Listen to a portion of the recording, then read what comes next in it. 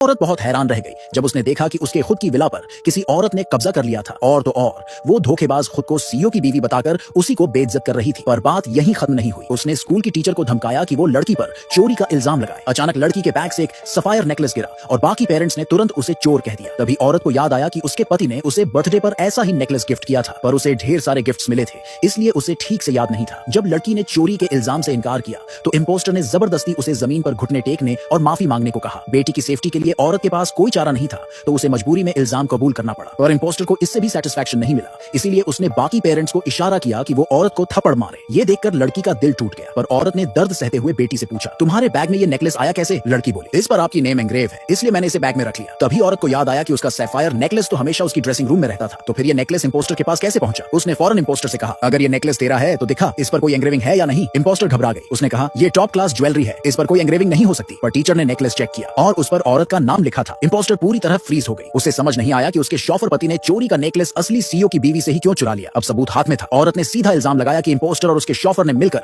उसकी कार की चाबी और नेकलेस चुराया। फिर उसने पूछा, आखिर तुम दोनों का रिश्ता क्या है? इम्पोस्टर डर गई। उसने कहा, मैं इस शॉफर को जानती भी नहीं, पर उसका बेटा बोलने ही वाला था कि शॉफर उसका बाप है। तभी इम्पोस्टर ने झट से उसका मुंह दबा दिया। फिर सबके सामने उसने ऐलान कर दिया कि उसका पति ही सीईओ है, वो विला और कार उसी के नाम पर है और नेकलेस को लड़की ने चोरी करके उस पर खुद का नाम खुदवाया है। ये सुनते ही बाकी पेरेंट्स ने औरत को फिर दोषी ठहराया। उन्होंने कहा, इतने महंगे नेकलेस पर एंग्रेविंग करवाकर इसे बर्बाद कर दिया। इम्पोस्टर हंसते हुए बोली, तू तो इसे अफोर्ड भी नहीं कर सकती, पर तुझे इतना पसंद है ना तो ले ले। पर जैसे ही औरत नेकलेस लेने आगे बढ़ी, इम्पोस्टर ने उसे जमीन पर गिरा दिया। औरत को नेकलेस से ज्यादा उसकी इज्जत की परवाह थी, पर यह उसके पति का गिफ्ट था, इसलिए उसने झुककर उठाने की कोशिश की। तभी इम्पोस्टर ने उसके हाथ पर पैर रख दिया। तेरा पति तो एक मामूली मजदूर है, मैं चाहूं तो इसे फेंक भी दूं, पर तुझे कभी नहीं दूंगी। मां की चोटिल उंगलियां देखकर लड़की का दिल टूट गया। उसने फौरन अपनी स्मार्ट वॉच से अपने पापा को कॉल किया, पर इम्पोस्टर के बेटे ने वॉच को जमीन पर गिरा दिया। भीड़ ठहाके मारकर हंसने लगी। उन्होंने कहा, तेरा बाप आ भी गया तो क्या करेगा, वो तो एक मामूली एम्प्लॉय है। पर सीईओ ने कॉल पर सब सुन लिया था। उसने तुरंत अपने असिस्टेंट को कहा, ड्राइव करो, अभी इसी वक्त विला पहुंचो। उधर एक पेरेंट ने इम्पोस्टर को खुश करने के लिए औरत को बाहर निकालने की कोशिश की, पर औरत ने उसे जोर से धक्का दिया, जिससे वो एक महंगे फूलदान से टकरा गया। इम्पोस्टर ने इसी मौके का फायदा उठाया। उसने चिल्लाकर कहा, देखो, इसने सीईओ के प्रॉपर्टी को नुकसान पहुंचाया। पर औरत को कोई फर्क नहीं पड़ा। उसने कहा, मुझे नहीं पता तेरा पति कौन है, पर अगर मेरे पति ने धोखा दिया तो मैं उसे खाली हाथ बाहर निकाल दूंगी। फिर उसने पूरे आत्मविश्वास से ऐलान किया, मैं ही असली सीईओ की वाइफ हूँ। सब दंग रह गए, पर कोई यकीन नहीं कर रहा था, बल्कि सबने ये मान लिया कि वो सिर्फ सीईओ की रखैल है।